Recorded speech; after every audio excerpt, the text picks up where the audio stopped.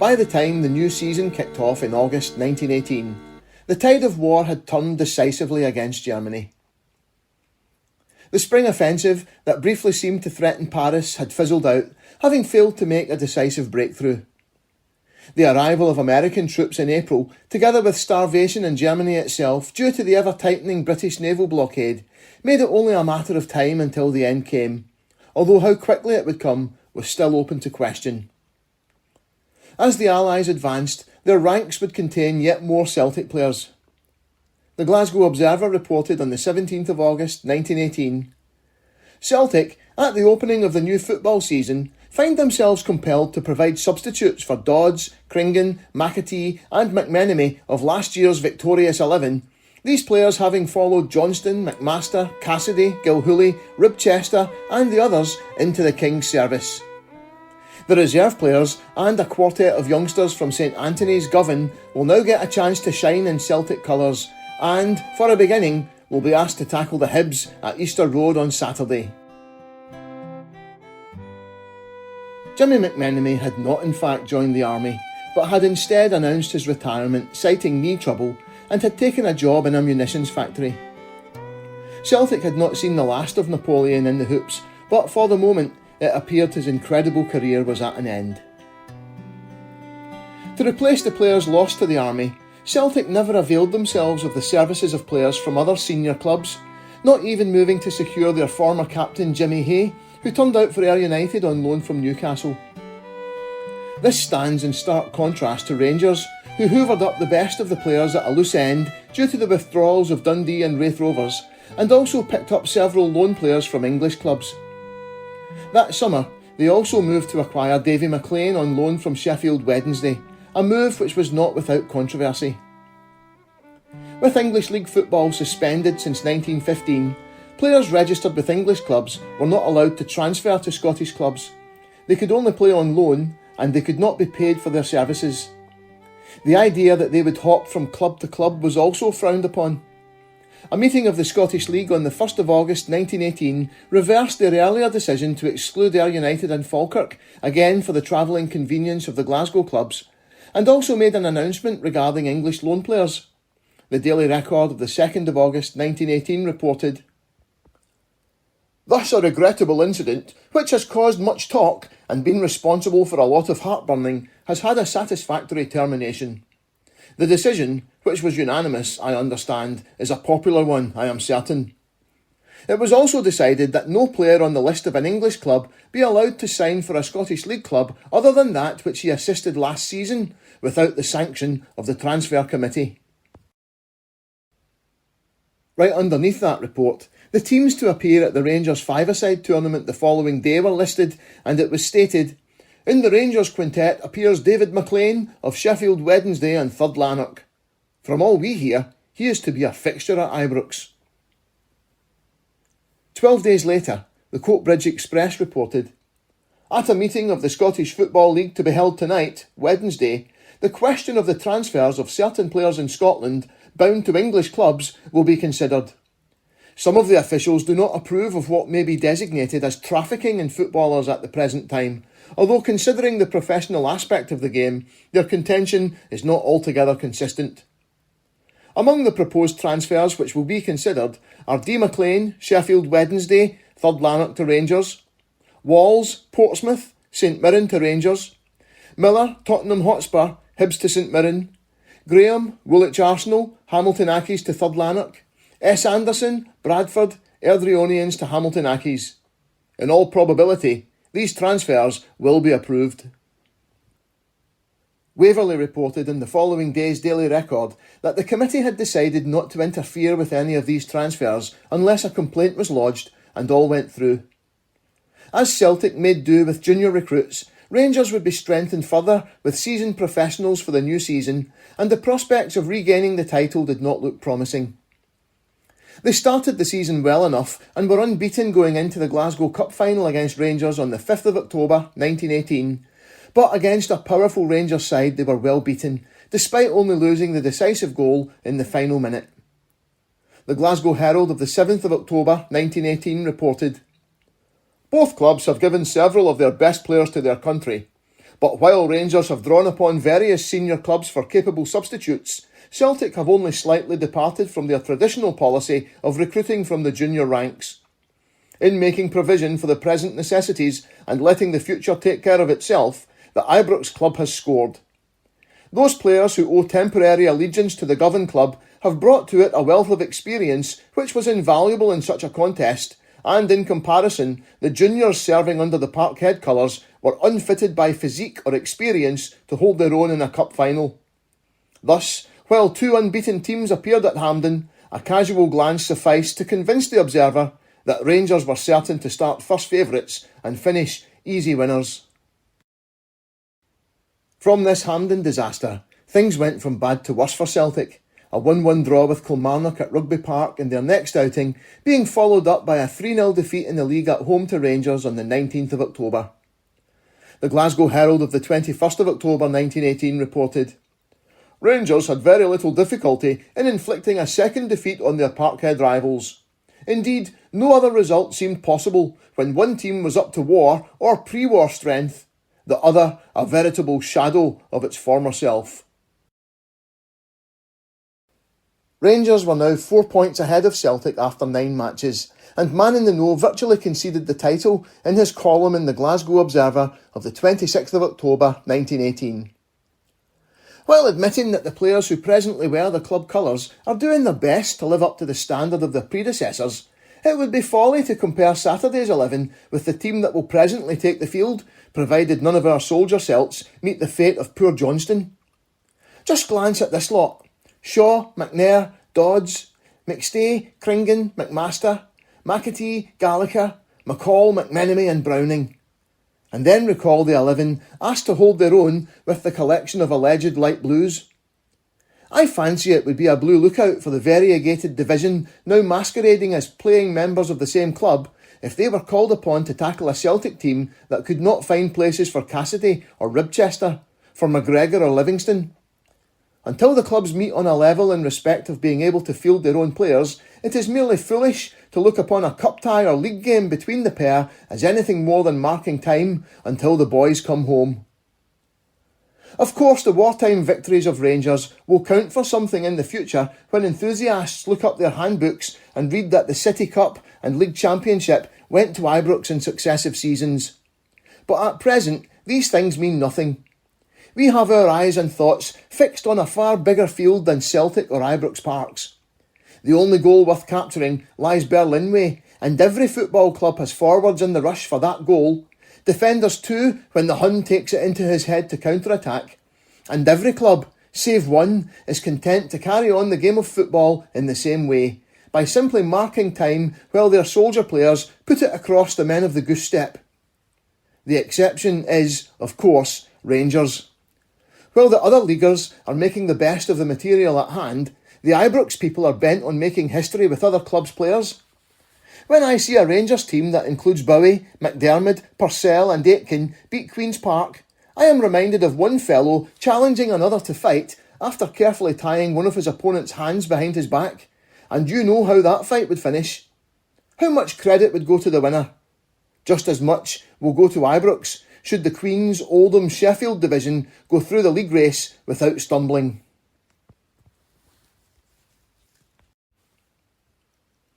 Rangers did stumble the following weekend, drawing 0-0 at home to Motherwell, while Celtic recorded a 5-0 win over Dumbarton at Boghead.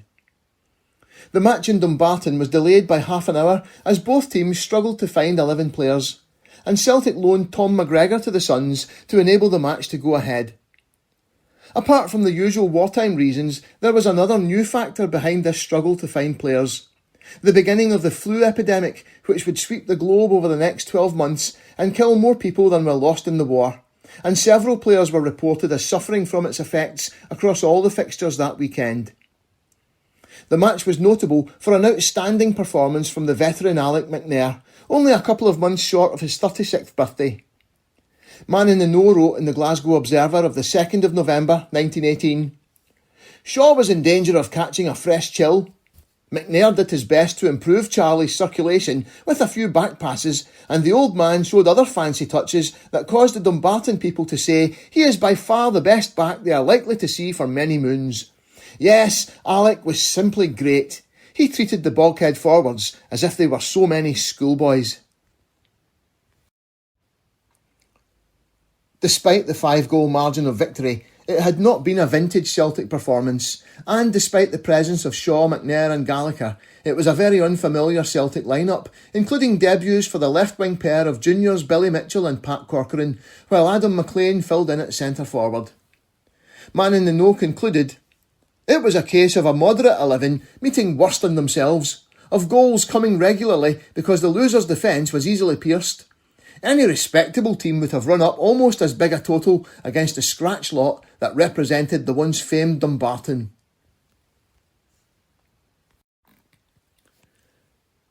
Two weeks later, Rangers' lead was extended to 4 points again, as Patsy Gallacher scored the goal in a 1-1 draw against Hearts at Celtic Park on the 9th of November, in a match in which poor finishing cost them a point.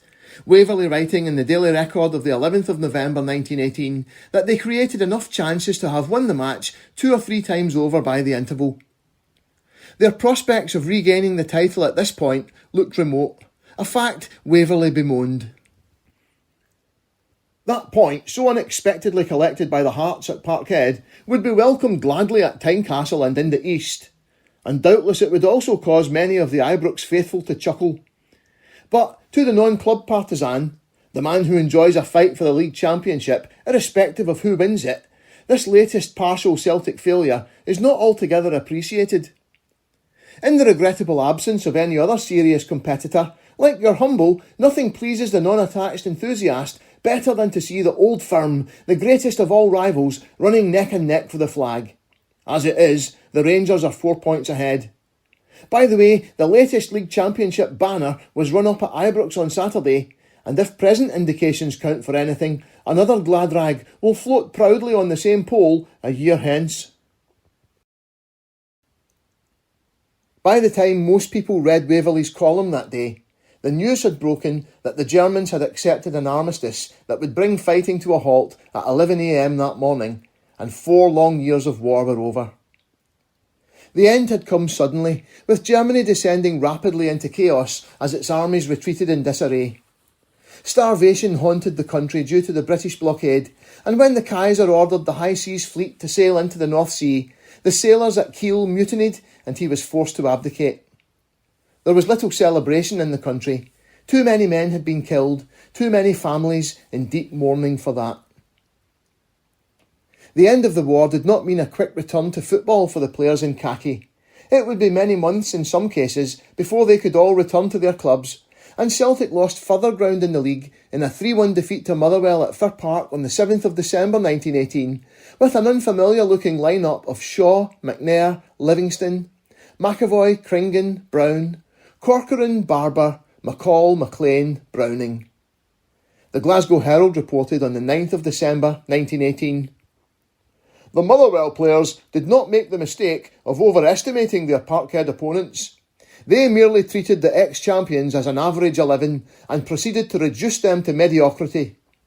The Fir Park forwards exhibited that cohesion, skill and dash formerly associated with the Celtic attack, and only the vigilance of Shaw, McNair and Cringan averted a rout." Defeat left Celtic 5 points behind Rangers, who had played 1 game more, and in 4th place behind Morton and Kilmarnock. But the lowest point of the season had been reached, and things were beginning to look up. Jimmy McMenemy made a welcome comeback the following Saturday, along with Willie McStay and Jimmy McCall, and the two Jimmies were on target in a 2-0 win over Dumbarton. By the final match of the year on the 28th of December 1918, the team was taking on a much more familiar look, with the return of Patsy Gallacher from injury, alongside Joe Dodds, Willie Cringan and Johnny Browning. The 2-0 win over Hibernian that day saw Celtic begin 1919 in 3rd place, 1 point behind Morton, who had played 2 games more, and 5 points behind Rangers, who had played 1 game more. The match at Ibrox on New Year's Day didn't seem that momentous at the time, but it proved absolutely vital at the season's end. Rangers had ex-Celt Davy McLean, who it appears was turning out periodically for Sheffield Wednesday in their lineup, and Celtic had an ex-Rangers player on loan in the side, in the shape of Davy Taylor, a fullback who played for Rangers between 1906 and 1910 and was an FA Cup winner with Burnley in 1914. Waverley wrote in the Daily Record of the 30th of December 1918, "If Dame Rumour isn't again a lying jade, we will have Parkhead importations on Wednesday at Ibrox. Davy Taylor of Burnley may be put down as a highly probable starter, and with the Bannockburn man alongside McNair and Dodds at left half-back, the Parkhead defence will be a bit hefty. It will take some getting around." Minutes before kick-off, Joe Cassidy unexpectedly turned up in the Ibrox pavilion and was promptly put in the team in place of the unfortunate John Burns, who had been down to play at outside right. For the first time that season, Celtic had a team that was almost at full strength against the Ibrox team of all the talents, and it was a much closer game as a result, with Waverley in the Daily Record reporting approvingly on the spectacle. "If we hadn't had so much khaki, it would have been like pre-war days at Ibrox yesterday. Without making a record of the lads attired in that fashionable material, there were 60,000 people present, and I think I am safe in saying that there were very few men or boys there who did not enjoy themselves. The match was well up to the best traditions of these nerdy old firm meetings." The Glasgow Herald, though, was not so impressed. "It has been the painful experience of both clubs to find recent form flouted at holiday season, and the popular fancy gives way to the outsider. This uncertainty was reflected in the enormous attendance and also in the attempts made by both clubs to make the rival defences more stable and the attacks more effective.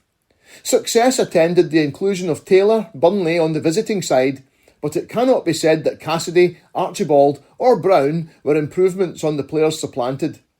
Neither as individuals nor as links in combination did the players mentioned justify their selection, and the game was spectacularly the poorer as the result of their ill-timed experiments."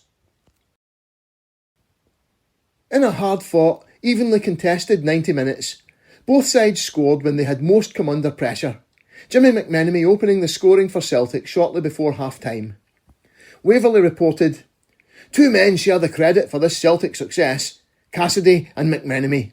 Joe, who had mulled a chance a minute or two before, sent across a perfect ball, and McMenemy's cuteness did the rest. It was a really cleverly taken point, if not quite warranted, on the run of the play." Waverley's description of Rangers' equaliser hints at something not quite right about it, referring to it cryptically as a mystery equaliser.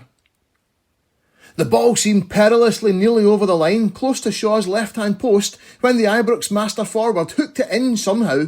There was a Cinque Valley-like touch about the movement, and, hey presto, the ball found its way just inside the opposite upright, with Tommy Cairns following it home." Waverley's report bears little resemblance to Man in the Nose take on it in the Glasgow Observer of the 11th of January 1919, which suggests the equaliser was more controversial than mysterious.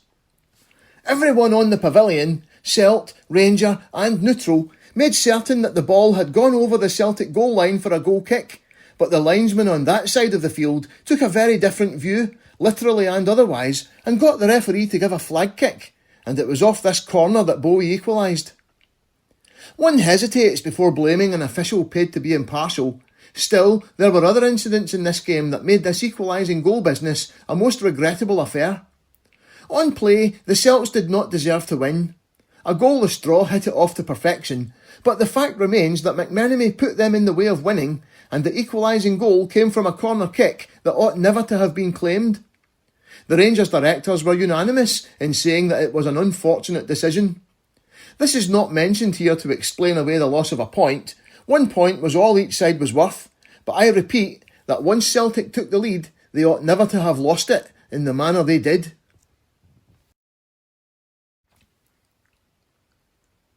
Man in the Know was particularly impressed with the display of Davy Taylor, putting him on a par with the unflappable Alec McNair, and made a particular note of his speed and judgment. Turning to the immediate future, he wrote, "Taylor was so well pleased with himself and the team he assisted that after the game he gave a conditional promise to wear the same jersey for the rest of the season. Two things may keep him out of the team for a time, and at different times. His shoulder is giving him no end of trouble, and he is not a free agent at present. He is still in khaki, quartered at Stirling, and not too sure of getting away on a Saturday afternoon. There is no more gentlemanly professional in the game at present than the Bannockburn stalwart. In that famous Celtic v Burnley game at Budapest, he stood quietly by with his arms folded when the other Burnley players gathered around the referee and yelled to him to order an extra half hour. One of them used most disgusting language, some of the others behaved like maniacs, and all the time Taylor uttered never a word. It is as much for his good manners as his good play that I would like to see him in a Celtic jersey for the next 4 months. The draw at Ibrox meant Celtic failed to cut the 5-point deficit, but the following day it was reduced to 3 points, with Celtic still having a game in hand when they beat Clyde 2-0 at Celtic Park in a match which saw Patsy Gallacher playing at outside left, while his place was taken by Danny Shea, an English First Division winner with Blackburn Rovers, who gained 2 caps for England in 1914. Gallacher scored the first goal with a raking shot from the left wing. The Celtic Wiki entry for the match states, England hotshot Danny Shea, Blackburn, makes his one and only appearance for Celtic at centre forward, but he fails to live up to his reputation. Malvern, in the Daily Record of the 3rd of January 1919, however, paints a slightly different picture. There was much rubbing of eyes when the teams lined up at Parkhead. Gallacher was discovered on the Celtic extreme left, but who was the fair-haired inside right? The query was oft repeated until the news spread among the crowd that Dan Shea of Blackburn was the debutant. Built on lines similar to Gallacher, Shea showed a delicacy of touch and soundness of judgment that marked him as a master player. But he always seemed to be holding something in reserve. He gave only one real sample of his shooting powers, and what a shot! Getting the ball from the left, Dan steadied, and in a twinkling the crossbar was trembling, with Ballantyne looking on at the leather rebounding into play. If not exactly filling the picture himself, the Blackburn man shared in a display of footwork and combined movement that kept the Clyde defence in a state of bewilderment during the entire first half. As Celtic were beating Clyde, Rangers were going down to a 1-0 defeat to Partick Thistle at Firhill, and a title race that had seemed to be over before the new year was now very much on, and with Celtic now able to field a team that was recognisably Celtic. Between the 2nd of January and the 8th of March, they dropped only 2 league points, both in 0-0 draws against Motherwell and Morton respectively. At Capello, Andy McAtee made his long-awaited return from the army, but it was no shock that the match was drawn, the Greenock club being in 3rd place and undefeated at home that season. Celtic were now 4 points behind Rangers, but had 2 games in hand as the title race threatened to go down to the wire. The pivotal day of the campaign came on the 22nd of March 1919, on the same day as the Scotland v Ireland international match at Ibrox. Both Celtic and Rangers lost 2 players to the international match, with Alec McNair and Willie Cringan missing Celtic's match against Queen's Park. The amateurs also lost Alan Morton, who would soon join Rangers to the international.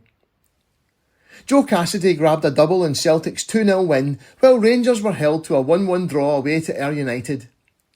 Now 3 points behind with 2 games in hand, Celtic knew all they had to do was keep on winning to regain the title. Following a 2-0 win away to Clydebank on the 12th of April, they took a huge stride towards the title over the Easter weekend, the irrepressible Patsy Gallacher scoring 5 of Celtic's 7 goals in 4-0 and 3-0 home wins over Falkirk and Airdrieonians respectively. Falkirk almost caused a shock in the opening moments on the 19th of April, missing a chance from right under the crossbar before Joe Dodds cleared. But after that, it was all Celtic, Gallacher bagging a first half hat-trick. The Sunday Post of the 20th of April 1919 reported, Gallacher got the first goal after fine work by McLean. The inside man got the ball in a nice position and simply gave Ant Henderson no chance to save with a great drive. Following this, Celtic were the only team on the field.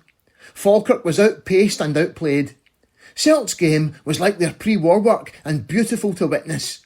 Gallacher was in his usual characteristic mood, and when Scott and Alex Henderson muddled a ball between them, Paddy was on the spot in a trice and had the ball safe in the net ere the Falkirk goalie could touch it. Celts continued to press and Gallacher did the hat-trick with a nice single-handed effort.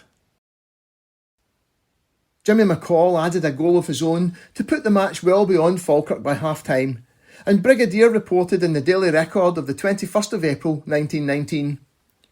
"You don't take a steam hammer to kill a fly. On that principle, I suppose, Celtic regarded themselves as having done enough damage when, at the interval at Parkhead, they had harvested 4 goals. At any rate, they were not the same eager triers after change of ends, a fact for which Falkirk, I have no doubt, are duly grateful." Patsy picked up where he left off against Airdrie on Easter Monday, scoring 2 more goals as he and Jimmy McInally dismantled the Diamonds. Malvern, in the Daily Record of the 22nd of April 1919, reported, "McMenemy and Gallacher always seemed to be on the ball, and both extreme wingers had never to hunt for work."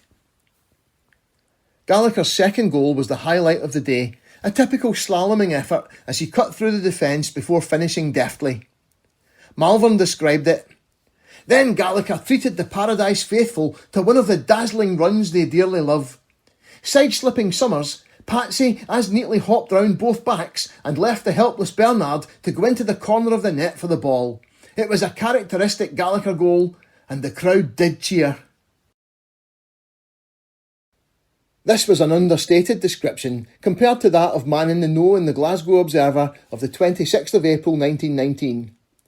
Under a subheading of "Gallacher's Gay Gallops," he reported, "Where all were admirable, it might be invidious to particularise, but undoubtedly what will live longest in the memory of those who saw both the Falkirk and the Airdrie games will be Gallacher's wonderful scoring feat. 5 goals, and the 5th the best of all. It may be that the habitual ill-treatment and unfairness handed out to Patrick make him keen to score and make us take special delight in his success. Anyhow, we all experienced a thrilling Easter uplift as Paddy kept piling them on. I actually saw some Celtic old-timers shed tears of joy. 123 is the name given to Gallacher by the Celtic crowd, the numbers signifying the peculiar movements with which he mystifies opponents. Whether it be jazz or tango, jig or hornpipe, the Ramilton boy's wriggle is something that ties his enemies in a knot. They hurl themselves at Patrick, only to find themselves displacing the atmosphere. The magician has vanished.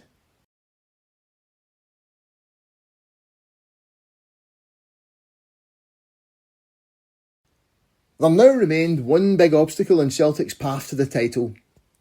That Saturday, they had the day off because Hearts were playing St Mirren at Celtic Park in the Victory Cup final, which they were expected to win.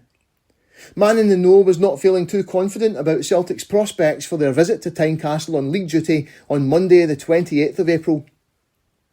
Tynecastle never was a happy hunting ground for Celtic teams in the past, and as Monday is not only Edinburgh spring holiday, but is almost certain to be a carnival day for the football fraternity, unless St Mirren do something out of the common at Celtic Park in the Victory final, I am afraid the Hearts players will give our lot too much to do. But knowing that Rangers have only Clyde to meet at Shawfield, and that defeat at Tynecastle means goodbye to the flag, the Celts will not go down without making a fight of it.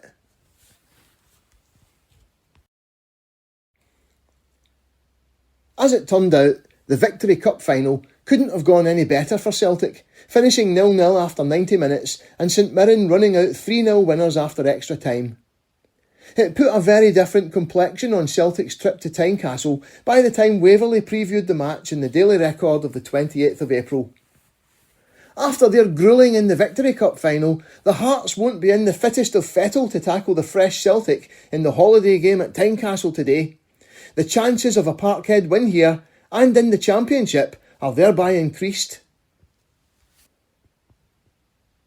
An only half-fit Joe Dodds pulled out of the Scotland team to play England at Goodison Park on the Saturday before the trip to Tynecastle, and Joe Taylor was on standby to play, but Dodds insisted he was fit.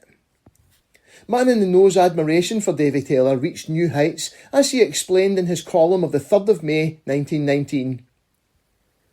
To show how other players regard the Celtic club once they get in touch with it, I may add that Davy Taylor was on hand at Tynecastle to play if required, and when he learned that Joe would face the music, the Bannockburn stalwart doffed his jacket and gave Will Quinn a willing and helping hand to rub down the players. When we find a comparative stranger to Parkhead behaving in that fashion, we need not wonder that the old hands went into the game determined to win it at any individual sacrifice.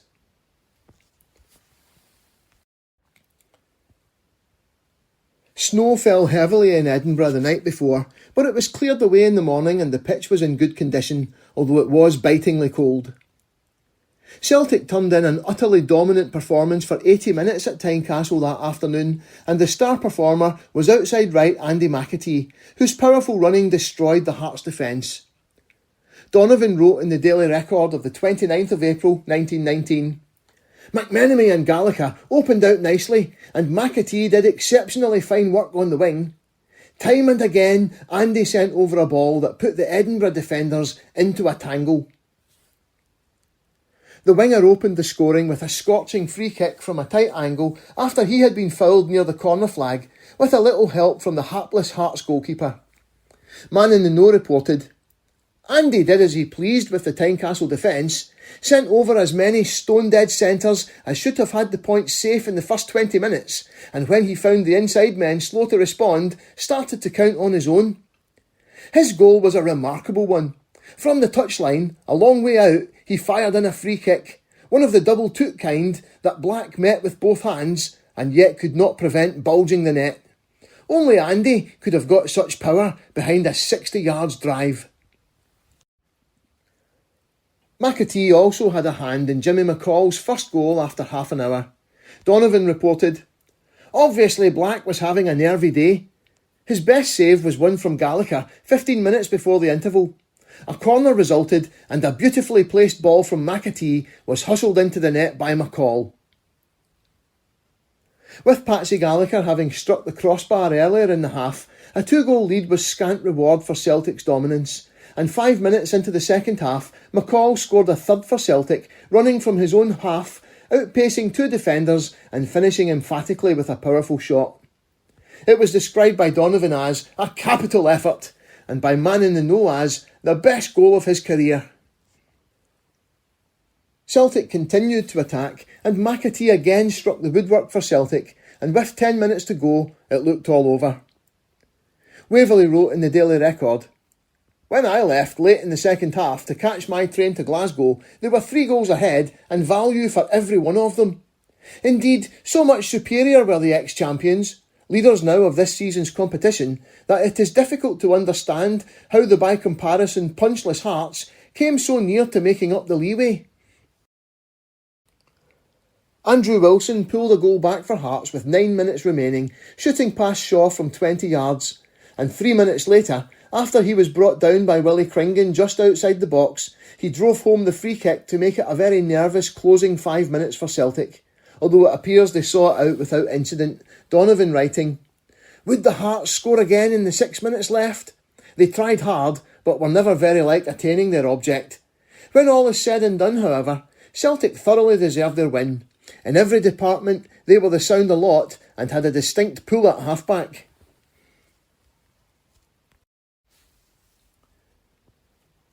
Man in the Know made much of the travelling support amongst the 15,000 inside Tynecastle to support Celtic. "Glasgow and Lanarkshire areas must have contributed extensively to the 15,000 crowd, for when McAtee drove that tremendous free kick into the net, green and white flags were flourished all over the ground, and when McCall smashed the ball into the net, after travelling 3/4 of the field and beating man after man, the cheering must have been heard at Portobello. How so many Celtic enthusiasts found their way to Tynecastle is something that puzzles. The players and directors were astonished and delighted at the support so unexpectedly given them, and the supporters had equally good reason to feel pleased. They saw their team give the best display of the season, and McAtee beat all records."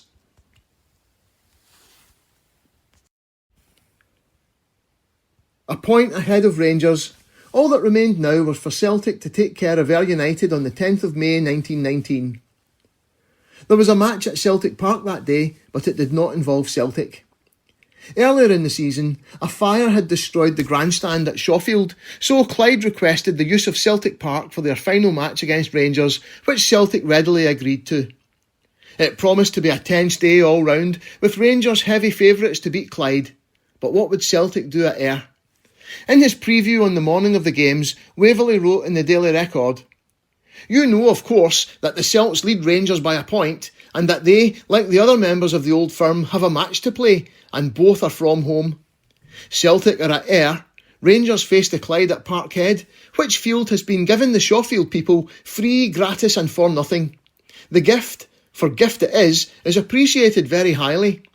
The lack of a grandstand and the consequent loss of income in every home match has hit the poor old Clyde very hard. If you were to ask the man in the street which was the more important or more doubtful match today, he certainly wouldn't say Parkhead, and like him, I fancy the Rangers will get through all right, but anything may happen down at Ayr."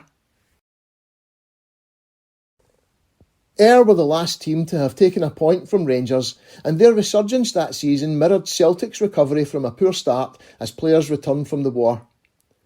There was so much interest in Celtic's final day visit that admission prices were raised for the match, which, Waverley reported, was not entirely motivated by a desire to cash in. "I am of opinion that the Somerset Park officials were compelled, if they wished to keep the crowd within bounds, to raise the admission tariff to ground and stand, so limited is their accommodation. The higher rates have not gone down with some folks in Ayr, a few of whom have written me protesting against what they term the exorbitant prices. What's the good of talking? The directors could not help themselves. The only alternative was to take the match out of the town, and had this been done, the same people would have squealed even more loudly." The title was finally clinched in a tense match at Somerset Park, as news filtered through of Rangers running up a 4-0 lead over Clyde. It was tense, but not exactly scintillating. The Sunday Post reported on the 17th of May 1919, "The weather was exceedingly warm, and this was reflected in the efforts of the players, there being dull and uninteresting passages at times." Celtic's nervousness began to build as Ayr started the game strongly, and it was midway through the first half before they got to grips with the game. The first goal, scored by Andy McAtee, seems to have been a scrappy effort, with Waverley reporting in the Daily Record of the 12th of May. "McLean's cross was quite good, but McAtee's successful shot wasn't. It flummoxed Kerr just the same. Gordon got down for it. He was too late though, and the ball got in between his right hand and the post." Now Celtic pressed hard for a second, and the keeper made a brilliant save from Jimmy McCall, and McAtee hit the post before the half-time whistle. Early in the second half, McCall was injured and had to limp along the left touchline, Adam McLean taking up his position in the centre, and it was he who scored the decisive second goal, just 4 minutes from the end, heading in a McAtee cross. Man in the Know painted a very slightly different picture of McAtee's contribution in his column of the 17th of May 1919. "The Ayr game was always looked upon as quite a good thing, and again Andy was the best thing of the day, a sure winner. He caught up a pass from McLean and smashed the ball past Kerr, then beat ever so many opponents Templeton fashion and lofted the ball so neatly in front of goal that McLean had only to go in and nod it through. The outside forwards shared the goals. The inside men played brilliantly and lost some great chances. The whole line finished their last league fixture in a style that one expects of them in September, when they are just beginning to find themselves." Season 1918-19 was the 29th season of league football in Scotland, and Celtic had now won it 15 times, or once more than everyone else combined. It was a remarkable record, and the 15th was regarded as one of their most impressive achievements, given the position at the start of the season, and Man in the Know was in no mood to let anyone forget how Rangers had built up a big lead, while the Celtic team was down to the bare bones. The conditions this season were all in favour of the Blues. Celtic gave McMaster, McStay, Dodds, McAtee, Kringan, Cassidy, and of course poor Peter Johnston to the army, and McMenemy to munitions, while McCall and Browning had long spells of absence through injury, and Gallacher for other reasons. The marvel is that the club was able to carry on at all, much less keep its place at the head of affairs and constantly menace the Ibrox stable, where imported stars assembled in such numbers that the waiting list of unemployed cracks assumed ludicrous proportions. Following the armistice and the return of their soldier players, Celts gradually asserted their old power and again dominated the situation. To tackle Rangers' long lead was not too big a task for the stout hearts that beat beneath Celtic jerseys. They were out to win, and victory has crowned their efforts. As the war ended, Celtic finished it as they began, on top of the pile. But things were changing. The beginning of the interwar era marked the end of Celtic's first golden age, and they were entering a long period of underachievement, during which Rangers would enjoy an unprecedented period of dominance. It wasn't immediately apparent, but the signs were there. Celtic would win only 2 of the next 7 league titles, and then only 2 more before the outbreak of World War II. Into the 1920s, Rangers continued with their policy of running with large squads of players, while Celtic continued with their previously successful method of having a strong starting 11 with only a few reserves. As the new decade began, it seemed that Celtic's ambitions no longer matched their supporters' dreams.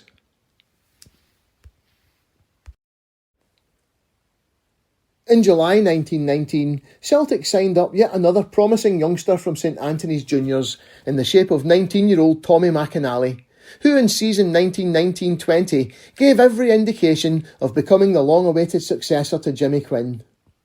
It didn't take long for these comparisons to be made. Uno, in the Daily Record of the 18th of August 1919, wrote of his debut hat-trick against Clydebank that weekend. It is not the good fortune of many juniors making their debut in seniordom to perform the hat-trick. This feat was achieved by Tom McInally for Celtic against Clydebank, and right good goals they were.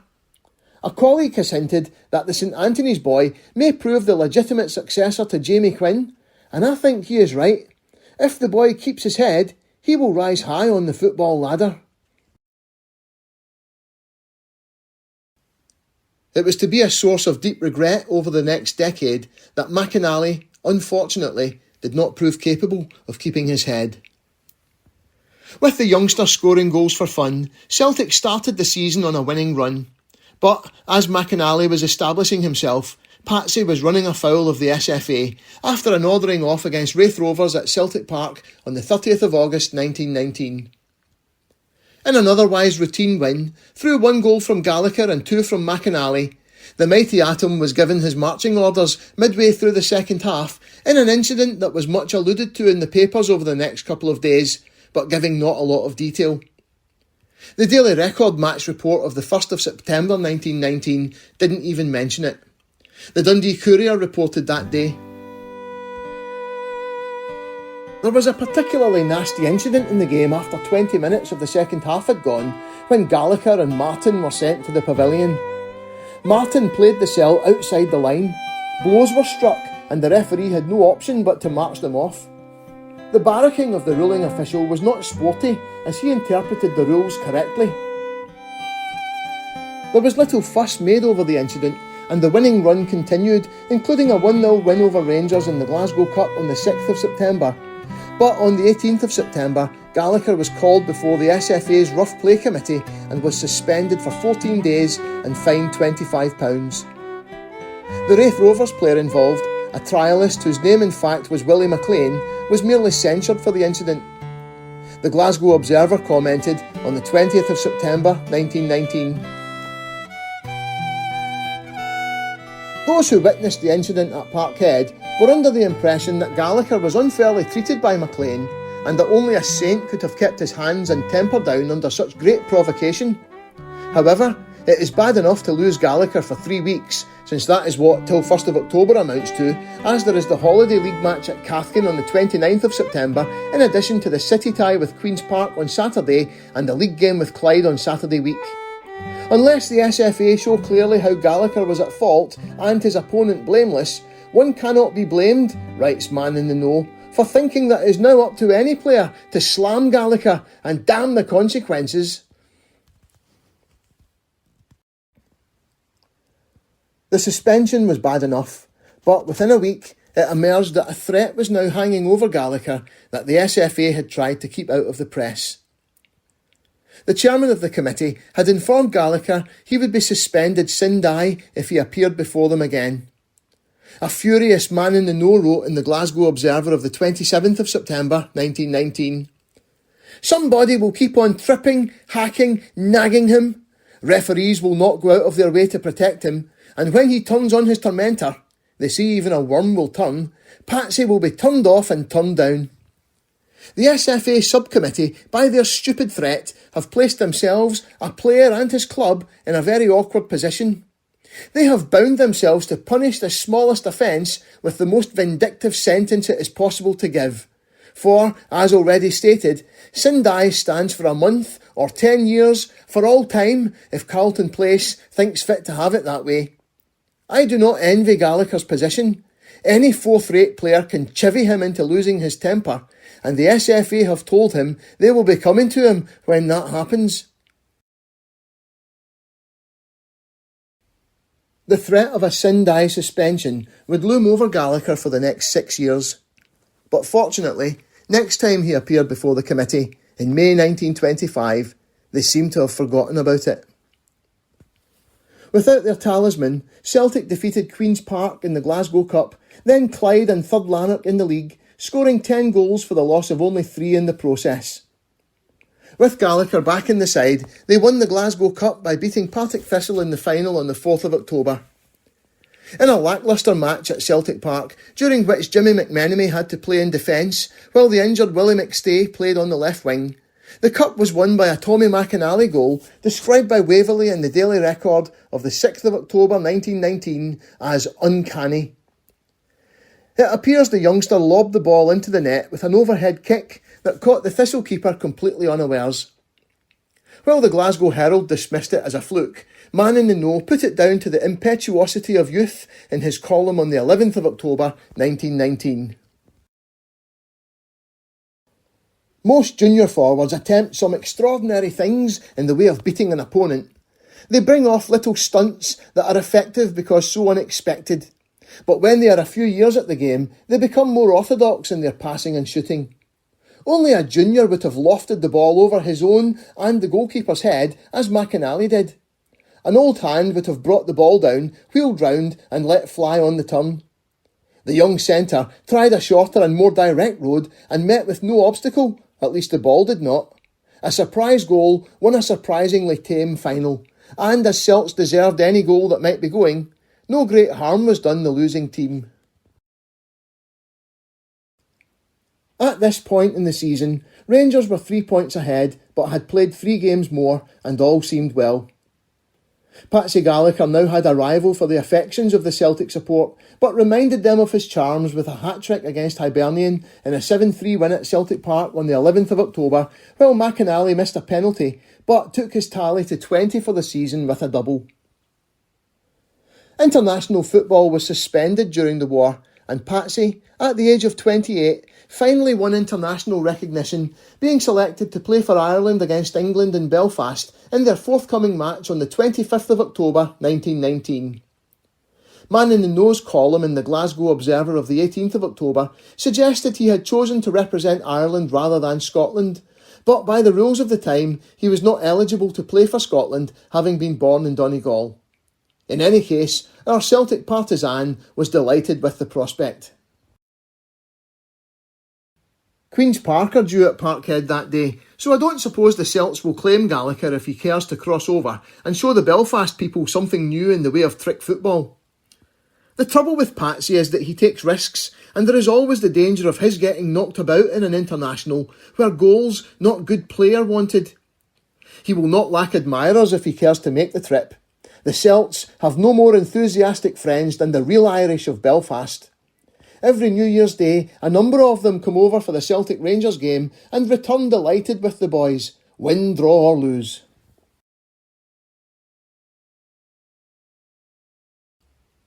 Gallacher returned to the side the following week for a 2-1 win over Morton at Capello on the 1st of November, after which Celtic were 5 points behind Rangers but had 3 games in hand.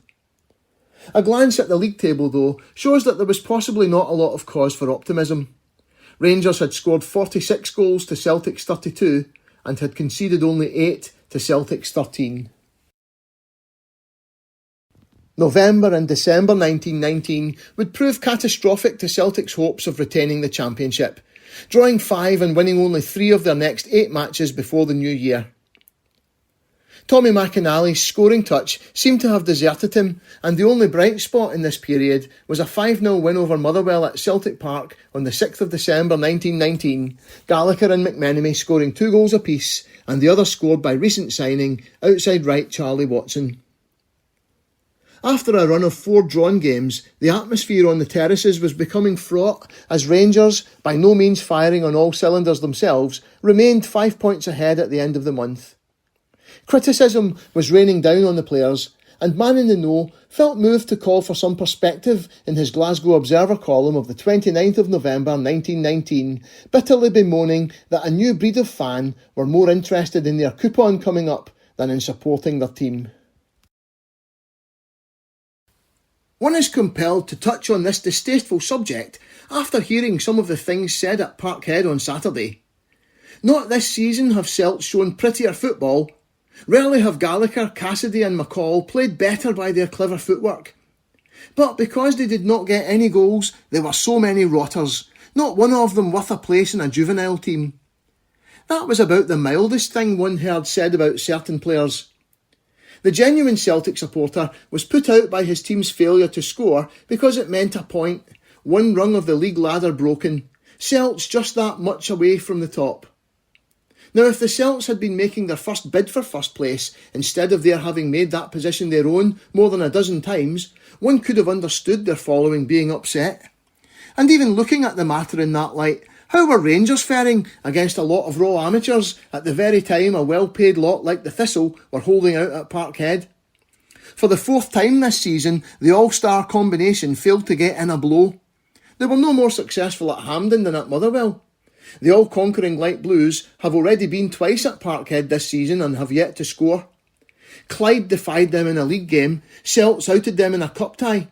4 times have the world beaters missed the target inside 3 months, yet they have lost none of their popularity. Celts, on the other hand, have twice missed fire in the same period and are the worst team in the league.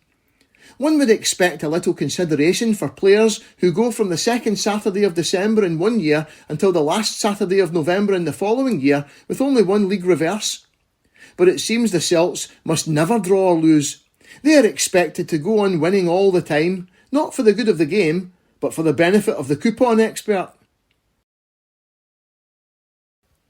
Man in the Know continues to allude to Rangers running a very large squad of players, particularly for the time, but they were not running away with the league.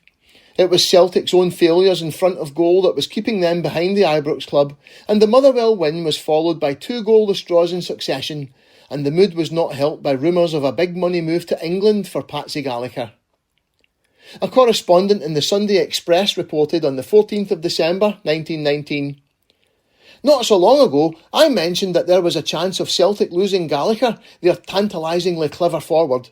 The player, I am told, wants to go, but his clubs stand in the way, which of course is only to be expected. One English club, I am told, are ready to hand over a cheque for £3,000 for his transfer. That, of course, may be all moonshine, but I give it for what it is worth.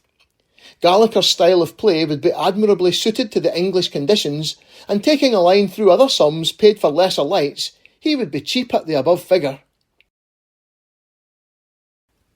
Man in the Know was quick to pour cold water on the rumours in his column of the 20th of December 1919. "I have heard any number of rumours during the week concerning Gallacher and the English clubs that want him. £3,000 is the sum put about by the know-alls. It will be time enough to discuss Gallacher's going when he and his directors talk of such an unlikely thing. The heads are more inclined to add than subtract from their list of forwards." The mooted fee for Gallacher would have smashed the world record, which then stood at the £2,500 paid by Blackburn Rovers for Hearts' English centre-forward Percy Dawson in February 1914. 3 months later, in March 1920, Birmingham City paid Blackpool £3,650 for forward Joe Lane. This sparked off a slew of big money transfers that saw Sheffield United pay £4,500 for Hull City outside right David Mercer by December 1920.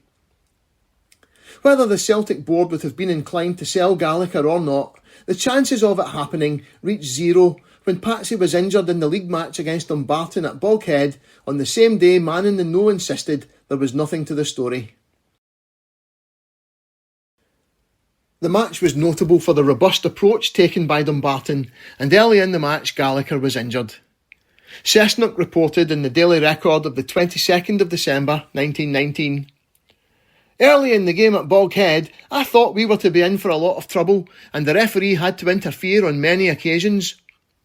Latterly, matters quietened a bit, but in the wars of the opening minutes, Gallacher was lamed, and although he remained on the field all the game, it was only his pluck that carried him through.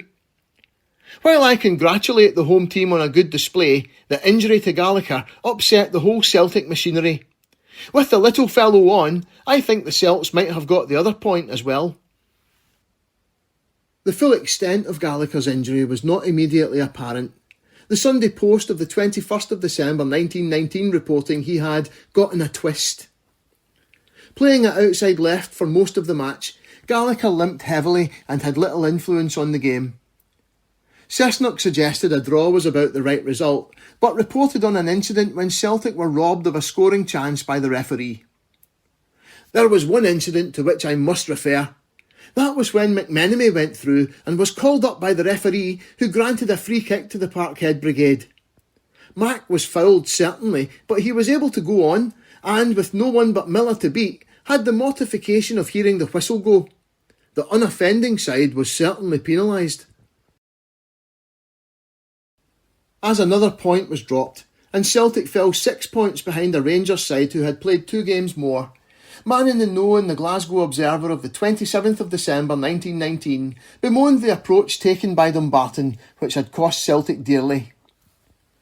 "After holding their own against such a sturdy lot as the Ardrionians, it seems to have occurred to the Boghead players that it was quite safe to go in for rough-and-tumble tactics against a team that even its opponents admit always contrives to play the game, win, tie or lose. A beginning was made with Gallacher, and it was nearly the ending of Patsy. He was crippled and useless for the greater part of the game, and the same can be said of the Celtic forward line, particularly after Gallacher went to outside left, because he would be sure to come in for more knocking about if he attempted to hurple along in his own position." On Christmas Day 1919, the Dundee Courier reported, "Patsy Gallacher, Celtic's brilliant inside left, will be unable to play for his club for several weeks as a result of the injury which he sustained at Dumbarton, where a small bone in his leg was broken. Gallacher's absence will place Celts in a serious predicament at a time when they cannot afford to lose points." Patsy would miss the next 8 league matches, including the 1-1 draw with Rangers on New Year's Day at Celtic Park, a 1-1 draw with Morton at Celtic Park on the 10th of January 1920, and 2 successive defeats away to Clydebank and Dundee on the 24th and 31st of January. The injury also kept him out of the first 2 rounds of the Scottish Cup, being held for the first time since season 1913-14, in which Celtic defeated Dundee and Partick Thistle by 3-1 and 2-0 respectively. The defeat at Dens Park saw even Man in the Know concede that the league title was gone, and Waverley, in the Daily Record of the 2nd of February 1920, agreed. "It's never safe to prophesy unless you know as a saying as true as it is old, but one can be pardoned chancing the remark that the league championship looks more than a tolerably good thing for Rangers. Anything may happen between now and the wind-up, but Ibrox's lead of 8 points is a pretty comfy one. The Celts have a match more to play." The league season was virtually over by the first week of February, and Celtic's hopes of winning the first Scottish Cup of the post-war era were dashed when they were drawn to play Rangers at Ibrox on the 6th of March 1920. It was a hard-fought game, and on another day Celtic might have forced a replay, pressing hard for most of the second half after Rangers had taken the lead. Andy Aitken wrote in the Sunday Post of the 7th of March, "If it is true, and I have heard the statement made several times during my recent visits to Scotland that the Celtic are a lucky team, then all I can say is Dame Fortune did not smile upon the Parkhead men yesterday at Ibrox. Before a great crowd, I estimated it at fully 85,000, recalling to mind national scenes, They said farewell to the Scottish Cup for this season. And just one goal? Well, I think a proper reflex of the game would have been a draw. Patsy had made his return from injury in a league win over Hamilton the week before, and he started the match at centre forward, playing there to little effect before being moved to his usual position. Waverley reported in the Daily Record of the 8th of March 1920. After Gallacher went back to his own place, my feeling was that he was not physically fit, and long before that, I was convinced that the experiment of playing Patsy in the centre had miscarried. This suggests Gallacher had been brought back too soon from his broken leg, and possibly accounts for what sounds like an incident born of frustration in the first half when he overzealously challenged the Rangers goalkeeper. Aitken in the Sunday Post reported, "I didn't like Celtic's tactics in the first 20 minutes. Barring McNair, Kringan, McInally, and of course the goalie, every one of their players was guilty of irritating fouls, absolutely unnecessary. I thought McAtee was the biggest offender, though it was very dangerous play on the part of Gallacher to go for the goalkeeper, as he did on one occasion. That sort of keenness isn't the business. I wasn't surprised to see Gordon turn on Gallacher. It wasn't right, of course, but when an incident occurs like that, a player feels he must reveal his feelings. Gordon was cautioned, but I didn't see the referee caution Gallacher."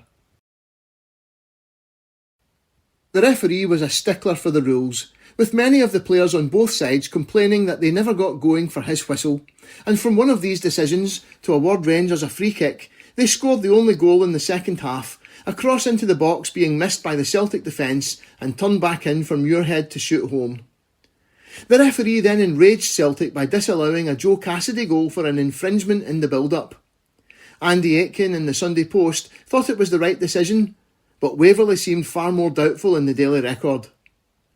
Ultimately, about a quarter of an hour before the finish, following a McAtee corner, Cassidy got one home, but unfortunately for Joe and his club, Willie Bell's whistle had gone for a free kick before the ball reached its billet. I understand that the alleged culprit was Kringan, who was accused of bringing down Cairns unfairly. There was little to suggest in the newspapers over the next couple of days that it was a particularly controversial decision, but Man in the Know the following Saturday suggested there was a great deal of bitterness in the Celtic camp over the referee's decision. Old hands like McInally and McNair have seen and heard so much on the field as to be prepared for anything in the shape of goals allowed and disallowed. But I am not exaggerating when I say that the pair were more upset 2 hours after the game by the decision that deprived them of a goal than they were at the moment of Cassidy scoring with the best shot of the day. They were not alone in thinking and saying that the goal should have counted, for the simple reason that Cairns overreached himself and fell instead of being tripped by Kringan. The Rangers players willingly admit this. Celts are unanimous on the point, and all the spectators in the vicinity of the west goal that I have spoken to saw no one tripped, therefore no occasion for the whistle sounding before Cassidy shot. Rangers were now hot favourites to win the League and Scottish Cup double, and their first Scottish Cup triumph since 1903, but they lost the semi-final to Albion Rovers after a second replay, and the Coatbridge side lost the final to Kilmarnock in front of 95,000 spectators on the 17th of April 1920. While they enjoyed a seemingly unassailable lead at the beginning of March, it would be a mistake to think that Rangers were sweeping all before them in season 1919-20. While Celtic stuttered, Rangers were doing just enough to keep ahead of them, and by the end of April, when Celtic played an incredible 10 league matches in a month, their lead had been reduced from 8 to 3 points. Draws that month against Motherwell, St Mirren and Dundee cost them the chance to equal Rangers' points total. In the last of those games, against Dundee on Monday the 26th of April 1920, with Celtic needing a win to keep the title race alive, frustration on the terraces boiled over as they entered the final 5 minutes, and the match had to be abandoned after a pitch invasion by thousands of supporters. The Dundee Courier of the 27th of April 1920 reported, McLean had been on the ball and McIntosh had cleverly dispossessed him of it. McLean evidently became wrathful and turned to direct a mean foul kick at the retreating McIntosh. Of course, the referee declared a foul, and the crowd evidently feared that McLean was to be ordered off the field. At any rate, a large crowd of youngsters of about 8 to 14 years of age rushed on the pitch and surrounded the players and referee. A big section of Celtic supporters, headed by men, dashed at McIntosh, who was severely knocked about. He stood no chance whatever against such a crowd, which now numbered several thousands. The rest of the Dundee team were severely treated and had to seek shelter in the pavilion, but before they were able to make their way there, they were subjected to very rough handling. The Daily Record reported, "From almost every part of the ground others invaded the field. The referee and the Dundee players were at once made the objects of attack. Severe blows and kicks were dealt them. Raitt, the Dundee back, was in a prostrate condition when he managed to reach the pavilion, and McIntosh, the half-back, was severely bruised.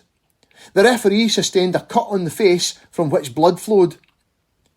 The Celtic officials and players, among whom Mr Tom White, the club chairman, was prominent, exerted every effort to protect the Dundee players, and there is no doubt they prevented the situation attaining much more serious dimensions. It was a disgraceful exhibition of bad sportsmanship on the part of the ringleaders, who could not have been other than common hooligans. The Celtic club are to be sympathised with.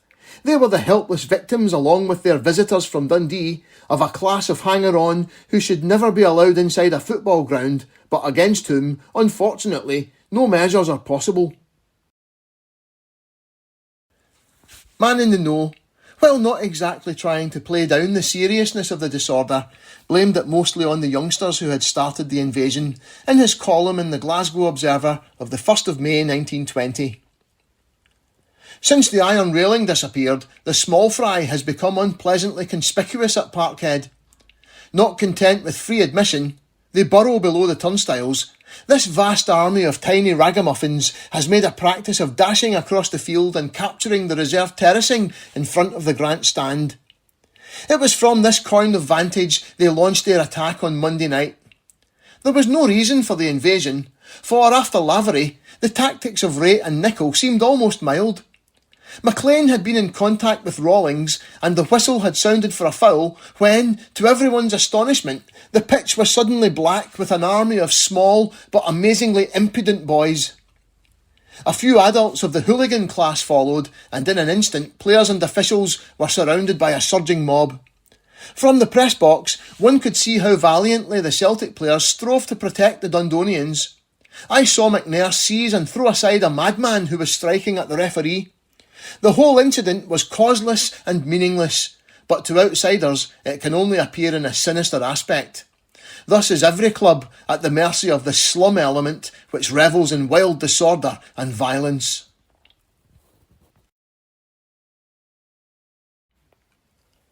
A specially called SFA meeting on the 5th of May 1920 ordered the closure of Celtic Park until the 1st of September 1920, and the Dundee Courier of the 6th of May considered this was ridiculously lenient.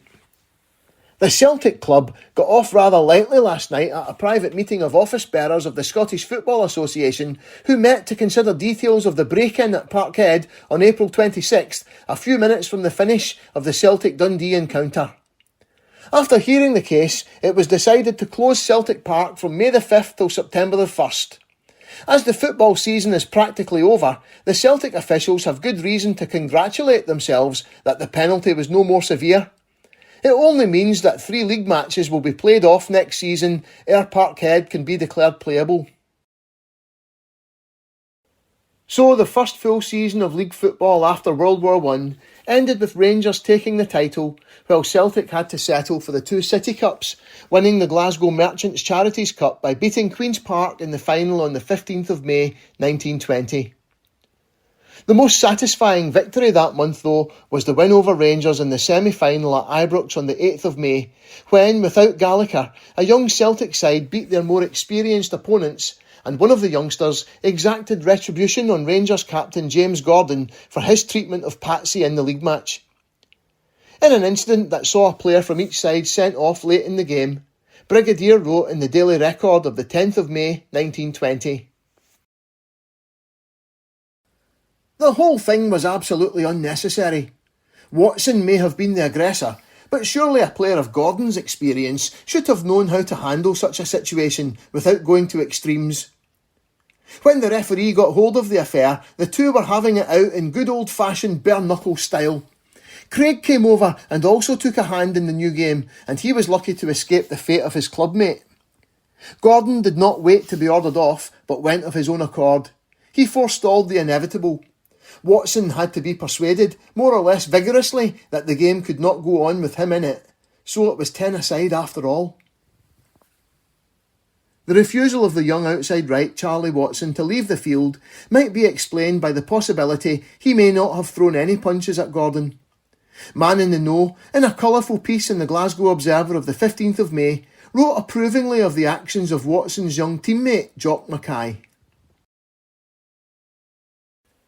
When McStay gave his side the winning lead, and the young Celtic forwards, full of running, set a pace that simply killed the old war horses in the Ibrox defence, Gordon saw his chance of a charity badge follow the Glasgow and Scottish badges into thin air. Watson chose this particular moment to start making rings round the oft-capped internationalist, who found himself involuntarily reproducing the undignified movements of a kitten engaged in chasing its tail, and this under the very noses of his own clique on the pavilion terrace. Human endurance couldn't stand such attacks, and, in a moment, the gyrating Watson was shielding himself from a shower of blows. Instantly, the Celt was plucked away by his pacifist chums and thrust into the background. Mackay took up the role of avenger and delivered the goods in style to the great J.E., who was amazed to find in the Postle Park boy a veritable Tansy Lee. But Jock also was pulled off before he could hand out the KO, and Gordon, forestalling the inevitable, walked off the field. Watson was ordered off, but claimed he had only defended himself when attacked. Play was resumed amid a pandemonium of hyena-like howls from the stand, which seemed to have been transformed into a menagerie. Ibrox animalism had no effect on the Celtic players, who finished fresh, cheerful and deserving winners. A section of the crowd demonstrated behind the pavilion and waited for the referee. They were shooed away by the police. The Celtic fringe occupied itself in devising Lonsdale belt honours for Mackay and in speculating as to what would happen Gallacher if he did what Gordon had done.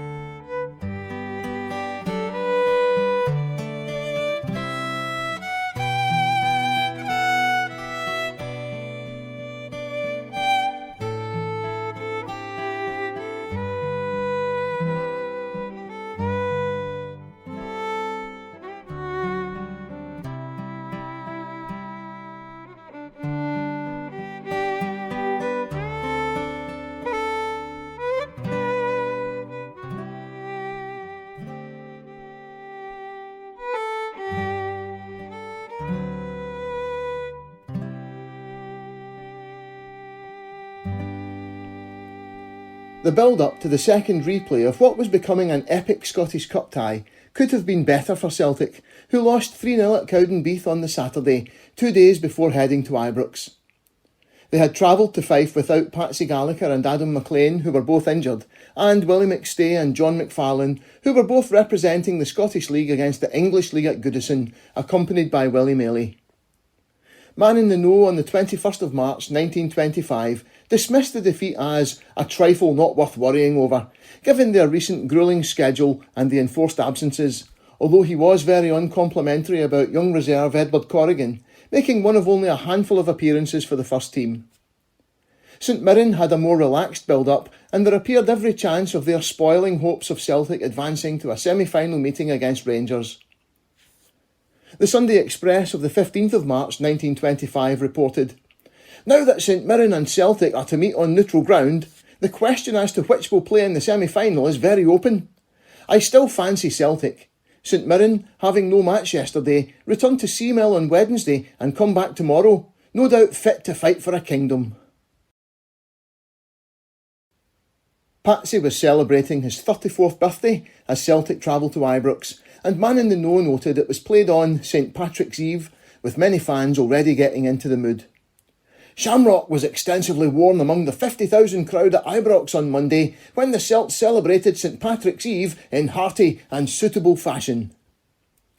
Rain fell heavily in the morning before the match, but there were still some 45,000 spectators at Ibrox in the afternoon as Celtic lined up: Shevlin, W. McStay, Hilly; Wilson, J. McStay, McFarlane; Connolly, Gallacher; McGrory, Thompson, McLean.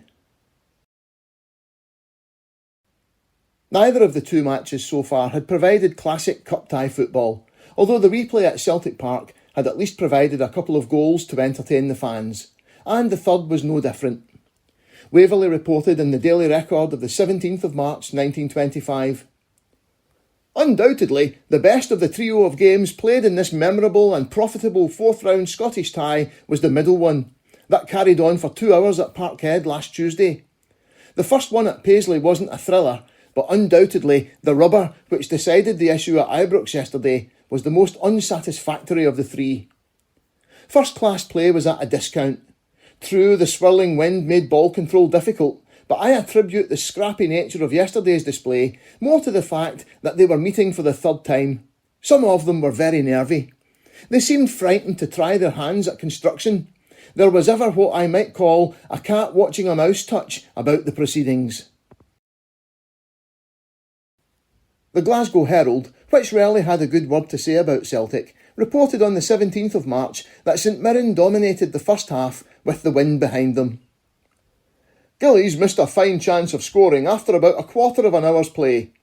A loose ball found him unmarked, but he hit the post with his shot. D. Thompson then had a good try with an overhead kick, the ball landing on the top of the net. At this stage, Celtic made their only sustained attack in the entire first half.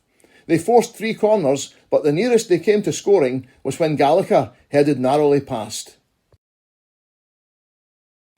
Waverley gave a more vivid description of Gillies' chance and miss.